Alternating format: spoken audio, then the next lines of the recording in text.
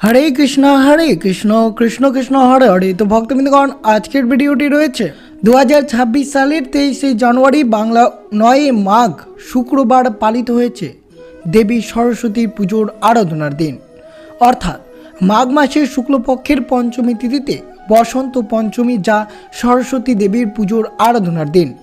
সরস্বতী দেবী জ্ঞান, সঙ্গীত, কলা এবং বিদ্যার দেবী। সরস্বতী শব্দের অর্থ যিনি কারোর মধ্যে সার জ্ঞান প্রকাশ করেন, আর এই দুটি শব্দ নিয়ে তৈরি হয়েছে সরস্বতী দেবী। সরস্বতী সাক্ষাৎ দেবী মূর্তি এবং নদী দুই রূপেই প্রকটিত। দেবী সরস্বতী দুই রূপ জগৎ জীবের কল্যাণ সাধন করেন।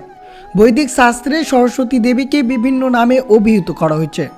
ব্রাহ্মণী, জ্ঞান বিজ্ঞানের দেবী; বাণী এবং বাচী, বাদ্যগীত এবং বচন; বনেশ্বরী, বর্ণের দেবী; কবি জিহ্বা, গ্রাবসিনী, যিনি কবিগণের জিহ্বায় অবস্থান করেন; বীণাপাণি, সরদা, ভারতী, মেধা, বাগেশ্বরী, বাগ জ্ঞানদা। এছাড়াও আরও বিভিন্ন নামে দেবী সরস্বতীকে অভিহিত করা হয়েছে। তার মধ্যে সর্বশ্রেষ্ঠ দেবী সরস্বতী জ্ঞানের দেবী নামে পরিচিত। যে সকল ছাত্রছাত্রীরা জ্ঞানের দেবীর আরাধনা করেন এবং ভক্তি শ্রদ্ধা মনে পুজো অর্চনা করে পুষ্পাঞ্জলি এবং প্রণাম করেন, তার অবশ্যই যে কোনো কর্মে খুব সহজেই সাফল্য অর্জন করতে পারেন। কিন্তু দেবী আরাধনার দিন আপনাদেরকে বেশ কয়েকটি নিয়ম পালন করতে হবে।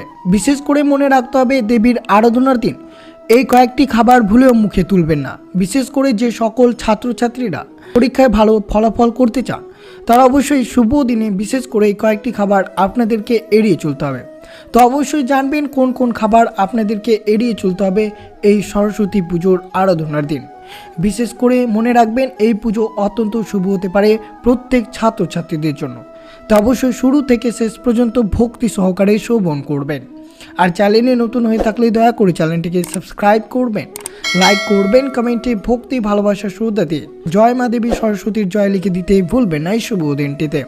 অবশ্যই ভিডিওটি আপনারা শুরু থেকে শেষ পর্যন্ত ভক্তি সহকারে শ্রবণ করুন। 2026 সালের 23শে জানুয়ারি বাংলা 9 মাঘ শুক্রবার পালিত হয়েছে সরস্বতী পুজোর আরাধনার দিন, অর্থাৎ বসন্ত পঞ্চমী। মাঘ মাসের শুক্লপক্ষের পঞ্চমী তিথিতে সরস্বতী পুজো অনুষ্ঠিত হয়। এই দিন দেবী সরস্বতীর চিন্ময় জগতে গোলক ধামে পরমেশ্বর ভগবান শ্রীকৃষ্ণের চিন্ময় শরীর থেকে আবির্ভূত হন এবং এই তিথিতে তিনি জগতে সকল যুগের সমাধারে পূজিত হবেন বলে শ্রীকৃষ্ণ স্বয়ং আশীর্বাদ করেন।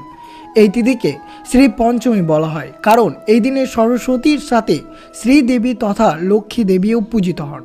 সরস্বতী পুজোর সংকল্পে মন্ত্রে সরস্বতী সহিত লক্ষ্মী ও নারায়ণের পুজো করার কথা বলা হয়েছে। তো অবশ্যই যে সকল ছাত্রছাত্রীরা এবং যে সকল ভক্তরা এই শ্রী বসন্তী পঞ্চমী উপবাস বা ব্রতটি পালন করবেন, তারা কিভাবে এই দিনটি অতিবাহিত করবেন, বিশেষ করে এইভাবে সকল ছাত্রছাত্রীদের দিনটি অতিবাহিত করা উচিত।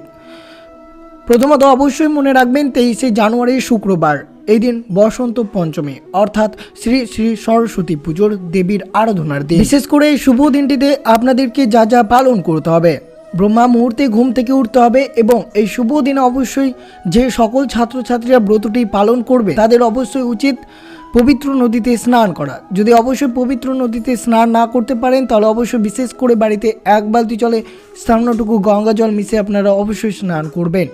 এরপর অবশ্যই বিশেষ করে এই শুভ দিনে কোনো মতে কালো পোশাক পরিধান করবেন না। কালো পোশাকের পরিবর্তে সাদা বা হলুদ পোশাক অবশ্যই পরা অত্যন্ত শুভ হতে পারে, যেহেতু মা দেবী সরস্বতীর সাদা বা হলুদ পোশাক অত্যন্ত শুভ। পুজোর জায়গায় অবশ্যই দেবী সরস্বতীর একটি মূর্তি রাখবেন, তার নিচে যেন সাদা কাপড় থাকে। এরপর সরস্বতীর কাছে বই বা বাদ্যযন্ত্র অর্পণ করতে হবে। বিশেষ করে মনে রাখবেন, সরস্বতী দেবীকে হলুদ ফুল নিবেদন করবেন। দেবীকে আরাধনার সময় প্রদীপ জ্বালাবেন। এরপর সরস্বতী মন্ত্র জপ করবেন। বিশ্বাস করা হয়, বসন্ত পঞ্চমীর দিন পুজো করলে দেবী সরস্বতীর বিশেষ আশীর্বাদ পাওয়া যায়, জ্ঞান, বুদ্ধি এবং সাফল্যের পথ প্রশস্ত হয়। শাস্ত্রমতে দেবী সরস্বতীর আরাধনা করলে বিদ্যা, বুদ্ধি অর্জন করা যায়। দেবীর আরাধনায় বিশেষ কিছু নিয়ম মেনে চলার কথা শাস্ত্রে বর্ণিত রয়েছে। এই তিথিতে দেবীকে বিশেষ কিছু ভোগ নিবেদন করার পরামর্শ দেওয়া রয়েছে। বিশেষ করে আপনারা এই সরস্বতী পুজোর দিন দেবীকে অবশ্যই হলুদ মিষ্টি ভাত নিবেদন করতে পারেন বা বসন্তী পঞ্চমীর তিথিতে পুজোয় রাজভোগ নিবেদন করুন। হলুদ রাজভোগ লক্ষ্মীর অত্যন্ত প্রিয়। পুজোর পর এই প্রসাদ সকলের মধ্যে বিতরণ করতে পারেন। এছাড়া অবশ্যই আপনারা কুল নিবেদন করবেন। তা সরস্বতী পুজোর সমস্ত ফলের মধ্যে অবশ্যই কুল রাখতে পারেন। এর ফলে সরস্বতী অত্যন্ত প্রসন্ন হন। যেহেতু শাস্ত্রে সরস্বতীর পুজোর আগে পর্যন্ত কুল খাওয়া নিষিদ্ধ রয়েছে, তা অবশ্যই বিশেষ করে আপনারা সরস্বতী পুজোর আগে কিছুতেই কুল গ্রহণ করবেন না। আর অবশ্যই শ্রবণ করবেন সরস্বতী পুজো চলমান বা সরস্বতী পুজোর দিন আপনারা কোন কোন খাবার ভুলেও মুখে তুলবেন না। এই বিশেষ খাবার খেলে আপনার পরিবারের অমঙ্গল হতে পারে এবং সংসারে কালো ছায়া নেমে আসতে পারে, তাই বিশেষ সতর্ক থাকতে হবে আপনাদেরকে। মাঘ মাসের শুক্ল পঞ্চমীতে অর্থাৎ 2026 সালের শুক্রবার পূজিত হবেন দেবী সরস্বতী। শুক্রবার সকালে করা যাবে বিনা পানির আরাধনা, তাই বিশেষ করে সতর্ক থাকতে হবে এবং মেনে চলতে হবে কয়েকটি নিয়ম। বিশেষ করে এই দিন কী কী খাবার এবং কী কী সবজি আপনাদেরকে এড়িয়ে চলতে হবে, অর্থাৎ ভুলেও এই কয়েকটি খাবার এবং এই কয়েকটি সবজি আপনারা গ্রহণ করবেন না। প্রথমত অবশ্যই মনে রাখবেন সরস্বতী পুজোর দিন পোড়া খাবার কিছুতেই গ্রহণ করবেন না। এছাড়াও এই সরস্বতী পুজোর দিন কোনো রকমের রাজসিক বা তামসিক খাবার অর্থাৎ রসুন পেঁয়াজ গ্রহণ করা নিষিদ্ধ রয়েছে। এছাড়াও আমিষ খাবার ত্যাগ করতে হবে। বিশেষ করে মাছ মাংস রসুন পেঁয়াজ ডিম এইসব জিনিস আপনাদেরকে বর্জন করা উচিত। এছাড়াও সরস্বতী পুজোর সময় বিশেষ করে মনে রাখবেন পাকা বেল কিছুতেই গ্রহণ করবেন না। পাকা বেল খেলে নাকি শরীরে অসুস্থতা এবং বিভিন্ন ধরনের সমস্যা আসতে পারে। জ্যোতিষশাস্ত্র মতে অবশ্যই মনে রাখবেন সরস্বতী পুজোয় মাঘ মাসে মূলো খাওয়া নিষিদ্ধ। তাই সরস্বতী পুজো যেহেতু মাঘ মাস, তাই সতর্ক থাকবেন যাতে এই পুজোতে মূলো একবারেই গ্রহণ করবেন না। এছাড়াও নিম পাতাও খাওয়া যাবে না। বিশেষ করে মনে রাখবেন নিম পাতা গ্রহণ করবেন না এই সরস্বতী পুজোয়, যেহেতু তেতো খাবার সম্পূর্ণরূপে নিষিদ্ধ রয়েছে। তাই অবশ্যই আপনারা এই খাবারগুলো এড়িয়ে চলবেন। সর্বদা মনে রাখবেন এই সরস্বতী পুজোয় সাত্ত্বিক আহার গ্রহণ করবেন, তা অত্যন্ত শুভ হতে পারে আপনাদের জন্য। আর অবশ্যই শ্রবণ করবেন সরস্বতী দেবীর ব্রত কথা, অর্থাৎ জড়জগতে সরস্বতীর আবির্ভাব কীভাবে হয়েছিল, তা অত্যন্ত শুভ হতে পারে সকল ছাত্রদের জন্য। এই শুভ দিনে এই ব্রত কথাটি শ্রবণ করলে একসময় শ্রী ব্রহ্মা সৃষ্টি কার্যের জন্য প্রস্তুতি হচ্ছেন, শান্তভাবে ধ্যানস্থ আছেন, কি করবেন কি করা উচিত চিন্তা করছেন। এমন সময় তার শরীর থেকে এক সুন্দরী দেবমূর্তি প্রকাশিত হয়। দেবী ব্রহ্মাকে বললেন, হে বিধাতা, আমি আপনার থেকে প্রকাশিত হলাম, এখন দয়া করে আপনি আমার স্থান এবং আমার কি কর্ম তা নির্দেশ করো। ব্রহ্মা বললেন, তোমার নাম সরস্বতী, তুমি অবস্থান করো সকলের জিহ্বাতে, বিশেষভাবে বিদ্বান ব্যক্তিদের জিহ্বাতে তুমি নৃত্য করো।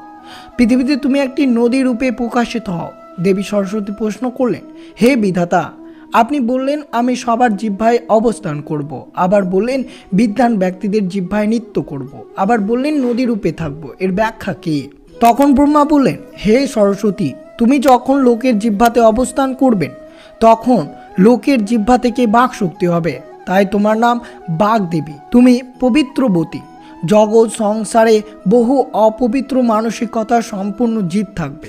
অপবিত্র মানুষদের জিহ্বায় কাদর্য বাক্য নির্গত হবে, সেই সব জিহ্বায় তুমি সুখী হতে পারবে না। সেই জন্য সুশিক্ষিত ব্যক্তির জিহ্বাতে তুমি অবস্থান করে সুখী হতে পারবে।